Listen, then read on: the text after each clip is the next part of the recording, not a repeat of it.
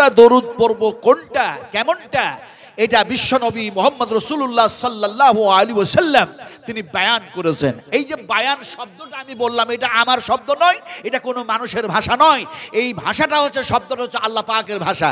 এই বায়ান বায়ান এই শব্দটা আল্লাহ পাকের যেন কালাম, আল্লাহ পাকের কথা। যেমন কোরআনের এক জায়গায় বলা হয়েছে হাজা হাজা বায়ানুল লিন্নাস। হাজা এই কিতাবের মধ্যে, বায়ান মানে হলো আলোচনা, লিন্নাস বিশ্ব মানবের কল্যাণের জন্য। বিশ্ব মানবের কল্যাণের জন্য আমি আল্লাহ আলোচনা করছি। বিশ্বনবী মুহাম্মদ সাল্লাল্লাহু আলাইহি সাল্লামকে গিয়ে মদিনায় গিয়ে বললাম আসসালামু আলাইকা ইয়া রাসূলুল্লাহ। দেখুন সালাম, আসসালামু আলাইকা ইয়া রাসূলুল্লাহ। তারপরে দেখা যায় বলা হলো আসসালামু আলাইকুম ওয়া রাহমাতুল্লাহি ওয়া বারাকাতুহু ইয়া আবু বকর সিদ্দিক রাদিয়াল্লাহু তাআলা আনহু। আবার বলা হলো আসসালামু আলাইকুম ওয়া রাহমাতুল্লাহি ওয়া বারাকাতুহু ইয়া উমর ফারুক রাদিয়াল্লাহু তাআলা আনহু। তারপরে বিশ্ব নবীর উপরে দরুদ পাঠ করা হলো, আল্লাহুম্মা সাল্লি আলা মুহাম্মাদিন ওয়া আলা আলি মুহাম্মদ, দরুদ ইব্রাহিম পাঠ করা হলো। এখন এই পাঠ করার পর বিশ্ব নবী মুহাম্মদ সাল্লাল্লাহু আলাইহি সাল্লাম বলছেন, আমি যে জায়গায় আছি সাধারণ জায়গায় নয়, নবীজি যে জায়গায় শুয়ে আছেন সাধারণ জায়গায় না। বুখারী শরীফের হাদিস, আল্লাহর হাবিব বলছেন আমার মেহরাব থেকে আমার মিম্বার পর্যন্ত, আমার মেহরাব থেকে আমার মিম্বার পর্যন্ত এটা হলো রিয়াদুল জান্নাহ, বেহেশতের টুকরার মধ্যে শুয়ে আছি। বিশ্ব নবীজি সেই জায়গায় শুয়ে আছেন। আর যেনারা যান এমনি করে উমরায় যান, চাই হজে যান, রিয়াজুল জান্নাতের মধ্যে ঢোকার পরে 2 রাকাত নামাজ আদা করে না, করে না, করেন না, করেন না? আমি মনে হচ্ছে আপনারা মনে মনে করছেন সব বেদাতি ওয়াজ হচ্ছে নাকি? বিশ্বাস করুন, জান্নাতের মধ্যে রাসূল আকরাম সাল্লাল্লাহু আলাইহি ওয়াসাল্লাম শুয়ে আছেন, সেখানে আপনি গেলেন, আপনি 2 রাকাত নামাজ পড়লেন, লম্বা দোয়া করলেন, আল্লাহর কাছে অনেক কিছু চাইলেন। কথাটা বলতেছিলাম, পৃথিবীতে এমন একটা কোন মুমিন মুসলমান নেই যে নবীকে সালাম না দিয়ে রাত পার করে, দিন পার করে, একটাও মুমিন মুসলমান নাই। মুত্তাকিন, পরহেজগার, দিনদার, আল্লাহ ভীরু মুমিন, মুসলিম, মুসলিমা একটাও রাত পার করে না, দিন পার করে না যারা নবীকে সালাম না জানায়। কেমনে সালাম জানায়? আপনি সুন্নাত নামাজ পড়ছেন, এমনি করে নফল নামাজ পড়ছেন, তাহাজ্জুদের নামাজ পড়ছেন, বেতন নামাজ পড়ছেন, ফরজ নামাজ পড়ছেন, তাসাহুদে বসে গেছেন, আর তাসাহুদে বসে গিয়ে আপনি বলছেন আত্তাহিয়াতু লিল্লাহি ওয়াস সালাওয়াতু ওয়া তাইয়্যিবাতু আসসালামু আলাইকা আইয়ুহান নবী। আপনারা বলেন না, বলেন না? এই জোরে কথা বলেন, এরা बोलें ना अगर ये इबारत देखना है तो देख लीजिए बुखारी शरीफ के अंदर मौजूद है। जोरे बोलो सुबहान अल्लाह, आरो जोरे बोलो सुबहान अल्लाह। মনে মনে হয় কেমনে যেন নবীকে শুধু বলে আসসালামু আলাইকা। আরে আসসালামু আলাইকা নামাজের ভিতরে নবীরে সালাম জানাচ্ছ। রাসূল আকরাম সাল্লাল্লাহু আলাইহি ওয়াসাল্লাম যেভাবে শিখিয়েছেন সাহাবায়ে کرامদেরকে, রাসূল আকরাম সাল্লাল্লাহু আলাইহি ওয়াসাল্লাম যেভাবে কথা বলেছেন, শুধু বলেন নাই, জীবনে প্র্যাকটিক্যালি তিনি আমল করেছেন। তারপরে মানুষের সামনে বলেছেন লিমা তাকাউলুনা মা লা তাফআলুন। আল্লাহ পাক বলছেন যেটা আমল করো সেটাই মানুষের সামনে বয়ান করো। রাসূল আকরাম সাল্লাল্লাহু আলাইহি ওয়াসাল্লাম বলছেন আল্লাহ বিজোরকে ভালোবাসেন। সহিহ হাদিস বয়ান করছি মিয়া, সহিহ হাদিস। রাসূল আকরাম সাল্লাল্লাহু আলাইহি ওয়াসাল্লাম বলছেন আল্লাহ পাক বিজোরকে মহব্বত করেন, ভালোবাসেন। এখন বিজোরকে আল্লাহ ভালোবাসেন এই কথা বলে কি নবী শেষ করে দিলেন? আল্লাহর হাবিব যখন খেজুর খেতেন, বিজোর খেজুর খেতেন, একটি খেতেন অথবা দেখা যায় 3টি খেতেন। রাসূলুল্লাহ সাল্লাল্লাহু আলাইহি ওয়াসাল্লাম একদিকে বয়ান করলেন কি, একদিকে আমলে পরিণত করছেন কি, নিজের জীবনটাকে, নিজের জিন্দেগিটাকে চাই দুনিয়ার মানুষের সামনে শুধু দেখা যায় আমি নবী, এই দাবি নয়। আমাকে নবুয়ত দেওয়া হয়েছে, শুধু এই দাবি না। আমার উপরে কোরআন নাজিল হয়েছে, শুধু এই কথা জানানো না। আমি সাইয়্যিদুল মুরসালিন খাতিবুন নবীন, এই কথা শুধু মানুষকে বলা না, বরং তার সাথে সাথে আমল করা। রাসূল কারীম সাল্লাল্লাহু আলাইহি সাল্লাম বিজোর খেজুর খেলেন, খাবার খাওয়ার পরে নবীজি দোয়াও পড়লেন। আপনারা খাবার খেয়েছেন না খান নাই বলুন? আমি তো দেখলাম মাদ্রাসাতে চূড়ান্ত খাবার খাওয়ার কাজ চলছে। ঢোকার সময় বলছে ঢুকো না ঢুকো না ঢুকো না ঢুকো না, এত লোক হয়ে গেছে, আবার নিজেই ঢুকে পড়লো। কত বড় মুনাফিক, কত বড় মুনাফিক। मुझे दावत दे या ना दे, दावत का परवाह तो है ही नहीं। ইনশাআল্লাহ 2026-27 জন্য অনেক দাওয়াত আমি লিখে ফেলেছি। আমি বলেছি বুড়ো হয়ে গেছি বাবা, হায়াত কখন শেষ হয়ে যাবে, দাওয়াত দিও না এখান থেকে। তবুর পর না হয়ে যাচ্ছে না, আপনারে কথা বলতেছিলাম আপনাদের সামনে। রাসূল আকরাম সাল্লাল্লাহু আলাইহি সাল্লাম খাবার খেলেন। আপনারা খাবার খেয়েছেন না খান নাই? সত্য কথা বলতে হবে। খেয়েছেন তো? কোন হাত দিয়ে খেয়েছেন তাকে হাত দিয়ে দেখান। কোন হাত দিয়ে? কোন হাত দিয়ে? ডান হাত দিয়ে। সত্য কথা? একবার মিথ্যা কথা। আমি মিথ্যা প্রমাণ করব কেমন করে? এমনি করে করি। আল্লাহ রাব্বুল আলামিন যদি আমার এই ডান হাতটাকে প্যারালাইসিসে পরিণত করে দেয়, তাহলে এই ডান হাত দিয়ে খেতে পারবো? বাম হাত দিয়ে খাবো।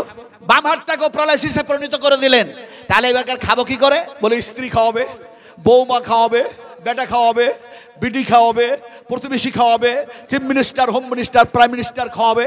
কিন্তু দেখা যায় গোটা পৃথিবীর মানুষগুলিকে আল্লাহ পঙ্গ করে দিলেন, একেবারে প্যারালাইসিসে পরিণত করে দিলেন। এবার কে খাওয়াবে আপনাকে বলুন? এতক্ষণ বললেন না যে আল্লাহ খাইয়েছে, বললেন হাত দিয়ে খেয়েছি, ক্ষমতার জোরে ডান হাত দিয়ে খেয়েছি। আল্লাহ পাক যেন বলছেন হুয়া ইউতিমুনি ওয়া ইয়াসকিন ওয়া ইযা মারিজতু ফাহুয়া ইয়াসফিন। ডান হাত দিয়ে খাও নাই, বাবা খাওয়াই নাই, মা খাওয়াই নাই, খালা খাওয়াই নাই, ফুফু খাওয়াই নাই, পৃথিবীর মানুষ খাওয়াই নাই। আল্লাহ পাক নিজেই বলছেন হুয়া ইউতিমুনি ওয়া ইয়াসকিন ওয়া ইযা মারিজতু ফাহুয়া ইয়াসফিন। আমি আল্লাহ পাক তোমাদেরই পানি পান করাইয়া দিয়েছি, খাবার খাইয়ে দিয়েছি, অসুখ যেন দিয়ে থাকি আমি আল্লাহ অসুখ ভালো করি। এবার বলতে হবে ডান হাত খাইয়েছে না আল্লাহ খাইয়েছে? কে খাইয়েছে? আরে আসল ইমানের কথা আলোচনা করছি। ইমান আমাদের যে দুর্বল, ইমানে যে মরিচা ধরেছে, ইমানে যে জং ধরেছে, ইমানে যে ময়লা বসেছে, যার জন্যই কোরআন থেকে ছিটকে পড়েছি, ইদারা মাদ্রাসা থেকে ছিটকে পড়েছি, ইসলাম থেকে দূরে সরে পড়েছি। আজকে আমাদের ইমান চলে গেছে কোরআন থেকে, মোবাইলের উপরে ইমান চলে গেছে, মোবাইলের উপরে ইমান গেছে। মানুষ যতই শিক্ষিত হোক সবাই বলছে, বৃদ্ধ বৃদ্ধা ছোট বড় সব বলছে মোবাইলে সব আছে, মোবাইলে অনলাইনে সব পাওয়া যায়। আমি বলছি এটা ইমান নষ্ট করার জন্য দাজ্জাল মার্কা ইহুদিরাই ভাষা শিখিয়েছে যে মোবাইলে সব আছে, মোবাইলে অনলাইনে সব পাওয়া যায়। মিথ্যা কথা। আমি চ্যালেঞ্জ করতে হুঁ, ওই বৈজ্ঞানিকদেরকে চ্যালেঞ্জ করছি যারা বলছো অনলাইনে সব পাওয়া যায়। আমি অনলাইনে এক্ষুনি দেখতে চাই কিয়ামতের মাঠে আল্লাহ সুবহানাহু তাআলা আমার ডান হাতে আমলনামা দিবেন না বাম হাতে আমলনামা দিবেন, আমাকে এক্ষুনি দেখায় দাও। পারবে? পারবে? যেহেতু পারবে না সেহেতু সেটা হচ্ছে ঈমান নষ্ট করার জন্য মিথ্যা কথা। আর সত্য কথা কোনটা? আল্লাহ পাক বলছেন, আল্লাহ রাব্বুল আলামিন বলেন ওয়ামা, আল্লাহ রাব্বুল আলামিন যেন বলেন ওয়াতিবিয়ানাল লিকুল্লি শাই, ওয়াতিবিয়ানাল লিকুল্লি শাই। আমি আল্লাহ রাব্বুল আলামিন সব কিছু কোরআনের মধ্যে ঢুকাইয়া দিয়েছি, যেটাই চাইবা সেটাই কোরআনের মধ্যে পেয়ে যাবে। যেমন সুবহানাল্লাহ। সব আছে কোথায়? আপনারা বলুন সব আছে কোথায়? কোরআনে। আমি সেই দিকে আলোচনা না করতে গিয়ে খুব তাড়াহুড়ো করে বক্তব্য রাখছি। এই বয়োজ্যেষ্ঠ অবস্থায় বলছিলাম যে খাবার খেলেন রাসূল আকরাম সাল্লাল্লাহু আলাইহি ওয়াসাল্লাম, জোর না বিজোর? বিজোর। আর আমরাও খাবার খেয়েছি। এখন নবীজি খাবার খেলেন, খাবার খাওয়ার পরে দোয়া পড়লেন। আপনারা খাবার খাওয়ার পরে, আমরা খাবার খাওয়ার পরে দোয়া কি পড়েছি বলুন? কি দোয়া পড়েছেন বলেন? আন্দাজে, আন্দাজে। কথা বুঝেন কি না? আলহামদুলিল্লাহ। আসলে যদি একটু পড়াশোনা করতাম, আপনারা নিশ্চয়ই পড়াশোনা করেছেন, ভূগোল, বিজ্ঞান, এমনি করে ইতিহাস, নানা কিছু নিয়ে পড়াশোনা করেছেন। কে বললে পড়াশোনা করেন না? কোরআন পড়তে জানেন, হাদিস পড়তে জানেন, কে বলছে জানে না? কিন্তু আমলটুকু নাই, আমলটুকু নাই। নবীজি কি দোয়া পড়লেন? বুখারী শরীফের মধ্যে সেই দোয়াকে কোট করেছেন, ইমাম বুখারী রাহমাতুল্লাহ আলাইহি বুখারী শরীফের মধ্যে সেই দোয়াটাকে নিয়ে এসেছেন। নবীজি খাবার খেলেন আর দোয়া বললেন, আলহামদুলিল্লাহি হামদান কাসীরান তাইয়িবান মুবারাকান ফি গায়রা মাকফিয়ান ওয়ালা মুওয়াদ্দিয়ান ওয়ালা মুস্তাগনান আনহু রব্বানা। এই দোয়াটা আপনাদের জানা আছে? জানা আছে? জানা নাই তো কালকে সবাই মাদ্রাসায় ভর্তি হয়ে যান, সব ভর্তি হন। কুল হাল ইয়াস্তাবিল্লাযীনা ইয়ালামুনা ওয়াল্লাযীনা লা ইয়ালামুন। আল্লাহ পাক বলছেন শিক্ষিত মানুষ আর অশিক্ষিত মানুষ কখনো সমান হয় না। আমার ভাইয়েরা, মনে মনে যেন অনেক কিছু আমরা ভাবি, চিন্তা ভাবনা করি, কিন্তু কোরআন দিয়ে যদি চিন্তা ভাবনা করতাম, সহিহ হাদিস দিয়ে যদি চিন্তা ভাবনা করতাম, নিজেদের জীবনগুলিকে সেইভাবে যদি বাস্তবায়ন করতাম, আল্লাহর কসম খেয়ে বলি আজ সারা বিশ্বে, সারা পৃথিবীতে যে মুসলমান লাঞ্ছিত হচ্ছে, ঘৃণিত হচ্ছে, পদতলিত হচ্ছে, লাঞ্ছনা, গঞ্জনা, অপমানের শেষ নাই একমাত্র কোরআনকে ছাড়ার কারণে, একমাত্র বিশ্বনবী মুহাম্মদ রাসূলুল্লাহ সাল্লাল্লাহু আলাইহি সাল্লামের থিওরিকে ইনকার করার কারণে।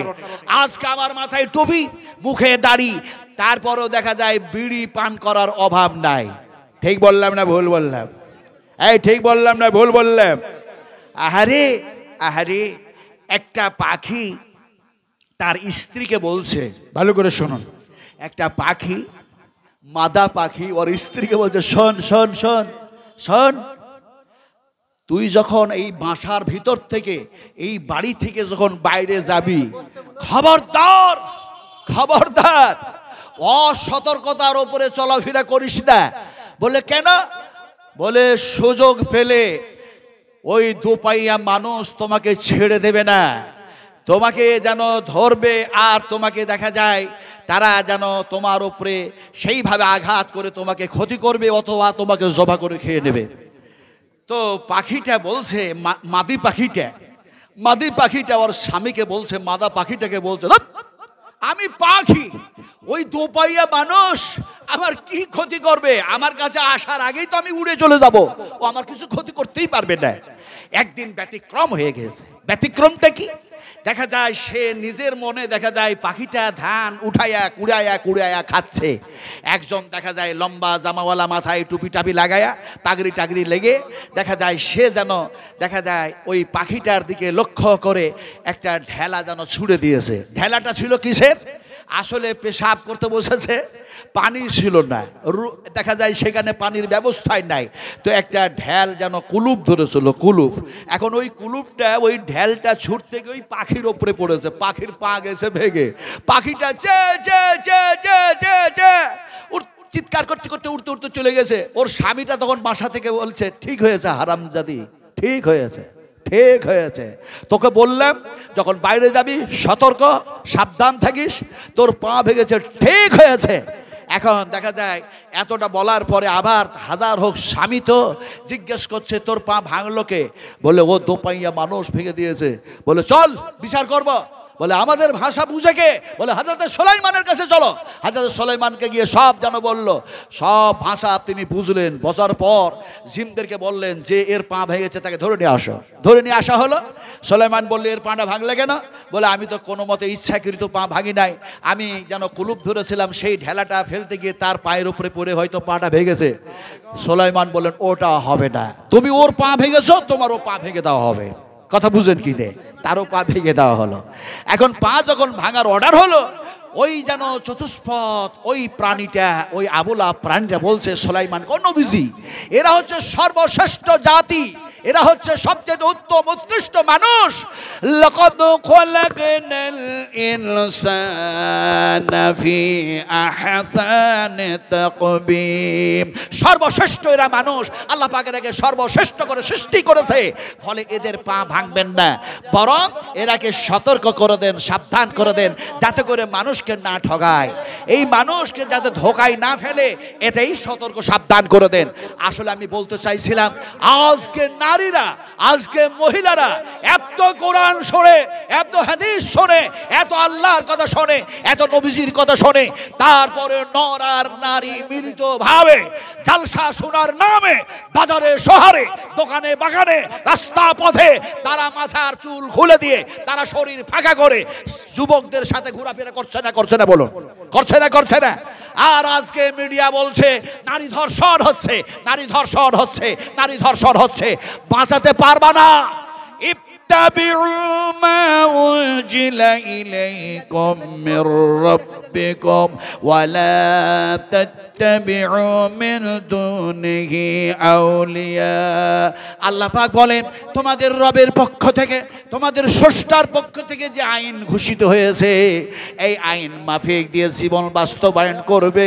মিন দুনিহি, আমাকে বাদ দিয়ে, আমার আইন বাদ দিয়ে, আমার কানুন বাদ দিয়ে, আমার ফিতরাত বাদ দিয়ে যদি তোমরা চলাফেরা করো, তাহলে এমন কোনো সংস্থা নেই, এমন কোনো সংগঠন নেই, এমন কোনো আন্দোলনকারী মানুষ নেই যা তোমাদেরকে ক্ষতি থেকে বাঁচিয়ে নিতে পারে।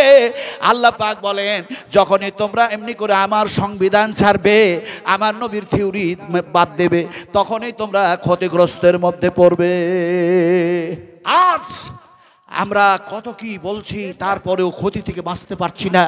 আমার ভাইরা, লম্বা ওয়াজ করলে লম্বা ওয়াজ করা হবে। রাসূল বললেন শোনো কম, আমল করো বেশি। আবার রাসূল বলছেন শোনো কম, উত্তম আমল করো বেশি।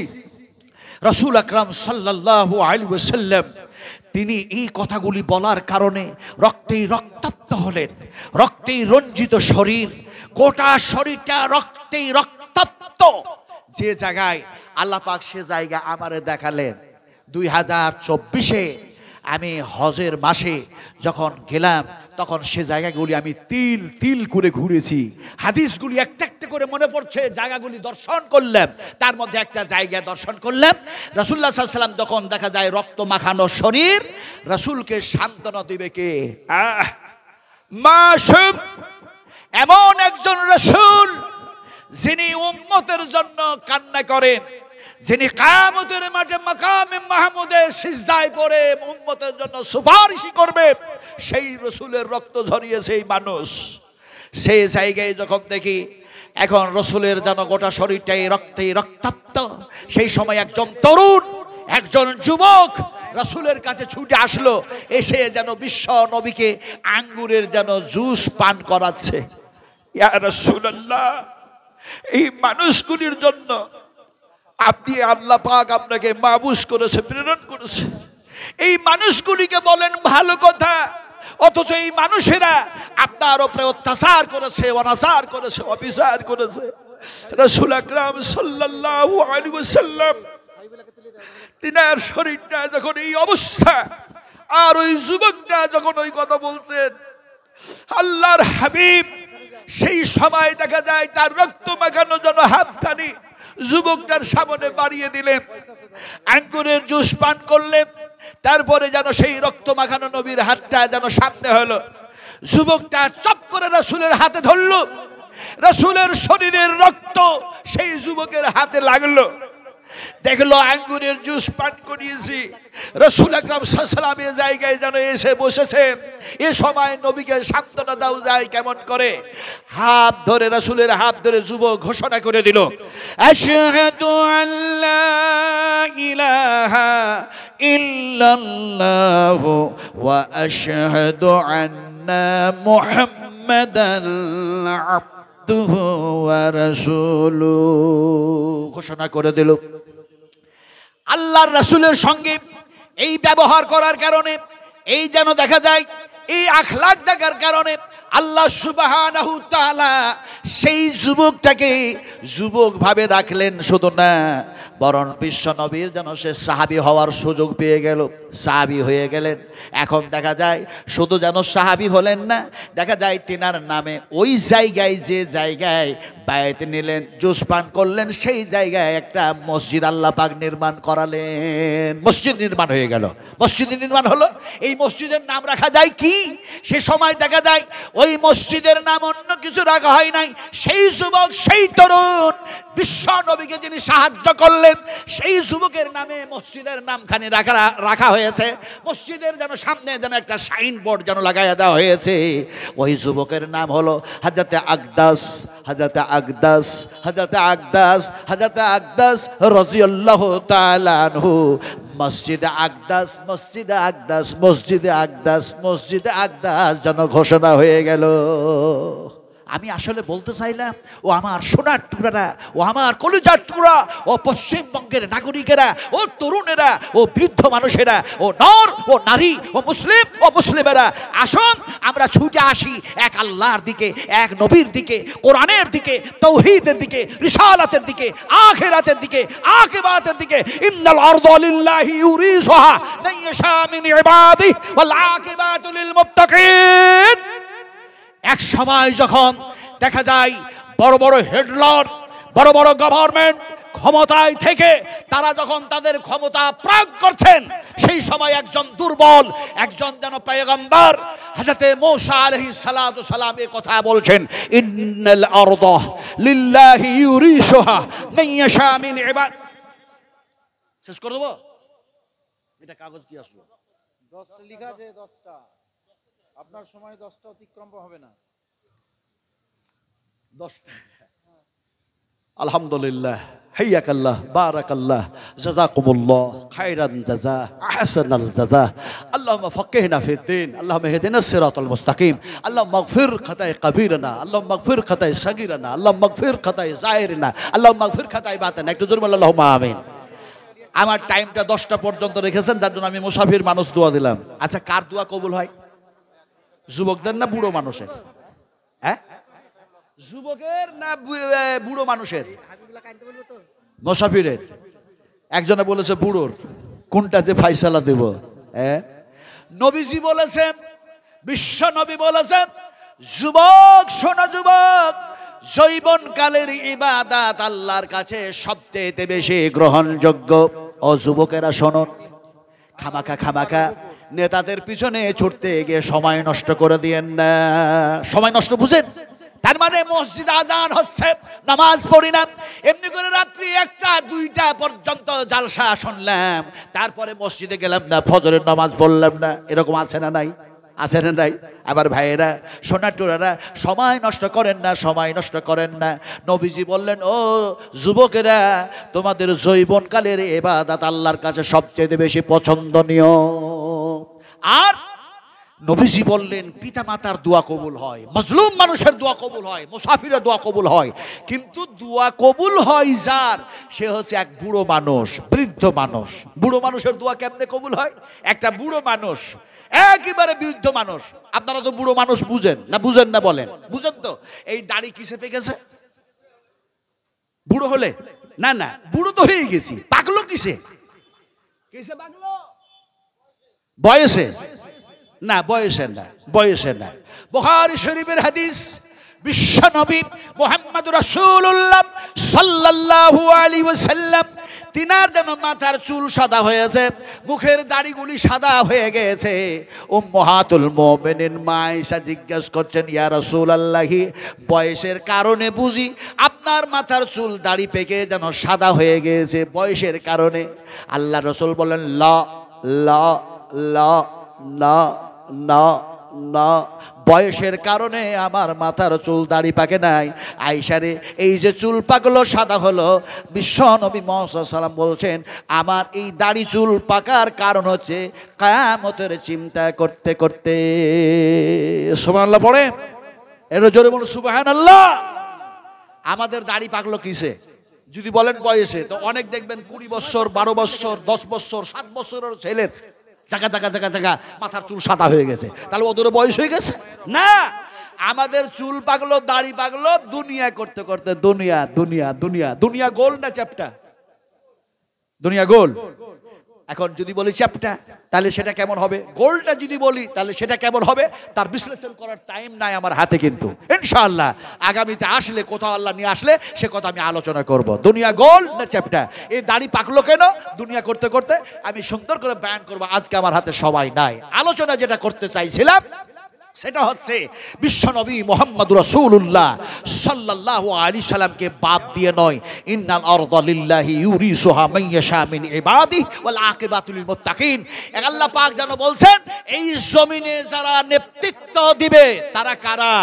তারা হবে মুত্তাকিন, তারা হবে পরহেজগার, তারা হবে আল্লাহ ভীরু, তারা হবে আল্লাহওয়ালা, তারা আখিরাত আকিবাত পরকালের প্রতি এক আল্লাহর প্রতি বিশ্বাস স্থাপনকারী হবে। সময় নাই, ফলে যে হ্যাঁ বুঝে ফেলেছি, সময় নাই। আসলে দেখা যায় এমনি করে দেখা যায় এইভাবে যারা নেতৃত্ব দিবে তারা আল্লাহর প্রতি বিশ্বাস স্থাপনকারী হবে, আখিরাত পরকালের প্রতি বিশ্বাস স্থাপনকারী হবে। এই নেতৃত্ব যারা দিবে তারা হবে আলেমে দ্বীন, তারা হবে আলিম, অত্যন্ত কামা হাক্কাহু আলিম হবে, অত্যন্ত কামা হাক্কাহু আলিম হতে হবে। ইমাম বুখারী রাহমাতুল্লাহ আলাইহি, ইমাম আহমদ বিন হাম্বল রাহমাতুল্লাহ আলাইহি কামা হাক্কাহু আলিম ছিলেন বলেই তারা জেল খেটেছে, না খাটে নাই? মাওলানা ফজল হক খায়রাবাদী জেল খেটেছে, মাওলানা ইয়াহইয়া খান জেল খেটেছেন। এমনি করে দেখা যায় আল্লামা ইমাম তাইমিয়া হাফেজাহুল্লাহ 11 বার জেল খাটলেন। কি কি কারণে জেল খেটেছিলেন একটা একটা করে যদি বয়ান করি অনেক সময় লেগে যাবে। আল্লামা ইমাম তাইমিয়া জেল খাটলেন কেন? ফলে এই ইতিহাস আলোচনা করার সময় নাই, তবে এতটা আলোচনা করার সময় আমার হাতে আছে যে এই মাদ্রাসা থেকে আলেম তৈরি হয়, আলেমা তৈরি হয়, হাফেজ তৈরি হয়, হাফেজা তৈরি হয়, মুহাদ্দিসিন তৈরি হবে, দেশা তৈরি হবে। তাই এই মাদ্রাসাকে নষ্ট করার জন্য গভর্নমেন্ট চাইছে মাদ্রাসা বন্ধ হয়ে যাক। আপনারা চান মাদ্রাসা বন্ধ হতে না মাদ্রাসা চালাতে? কোনটা? হাত উঠায় দেখান কারা কারা চালাতে চান নবীর মাদ্রাসা। আর একটু হাত উঁচু হবে না? আর একটু হাত সিধা করো, হাত একেবারে সিধা করে দিন, বলি নারায়ে তাকবীর। হাত উঁচু করলেন হয়তো বেদাত হয়ে গেল। আমি একটার পর একটা যদি এখন হাদিস ব্যান করতে যাই লম্বা হয়ে যাবে। ফলে মাদ্রাসা যদি চালাতে চান, কিন্তু এখন বর্তমানে এই মাদ্রাসা বন্ধ করার জন্য নানা রকমের সুচতুরতার সঙ্গে, হিকমতের সঙ্গে, কৌশলের সঙ্গে সে ব্যবস্থা গভর্নমেন্ট নিচ্ছে। কারণ এখন থেকেই মোদিজি বলতে শুরু করেছে এক হাতে কোরআন এক হাতে কম্পিউটার মুসলমানদের হাতে দেখতে চাই, এক হাতে কম্পিউটার আর এক হাতে কোরআন দেখতে চাই। আমি বলেছি এই লোকটা হচ্ছে মিথ্যক, এর কথার কোনো ঠিক নাই। দেখা যায় কে কোন সময় যে এই কথা বলে, কোন সময় বলে মাদ্রাসা বন্ধ করো, কোন সময় বলে রামায়ণ পড়াইতে হবে, মহাভারত পড়াইতে হবে, কোরআন পড়ানো যাবে না, কোন সময় বলছে এই মাদ্রাসাতে সন্ত্রাস তৈরি হয়, আবার কোন সময় ভোট নেওয়ার জন্য বলছে এক হাতে কোরআন এক হাতে কম্পিউটার দেখতে চাই। কথা বলতেছিলাম ভালো করে শুনুন, এটা হচ্ছে তার ধার করা কথা। এক সময় বলেছিলেন একজন বিজ্ঞ, একজন মুসলিম আল্লাহ ওয়ালা, আল্লাহ ভীরু একজন মুসলিম বলেছিলেন মুসলমানদের হাতে, মুসলিমদের হাতে এক হাতে কম্পিউটার এক হাতে কোরআন দেখতে চাই। যিনি বলেছিলেন তার নাম হচ্ছে স্যার সৈয়দ আহমেদ। শুধু তাই বলেননি, বরং তিনি আলিগড় ইউনিভার্সিটি তৈরি করে দিয়েছেন। জোরে বলি আল্লাহু আকবার, একটু জোরে বলি আল্লাহু আকবার।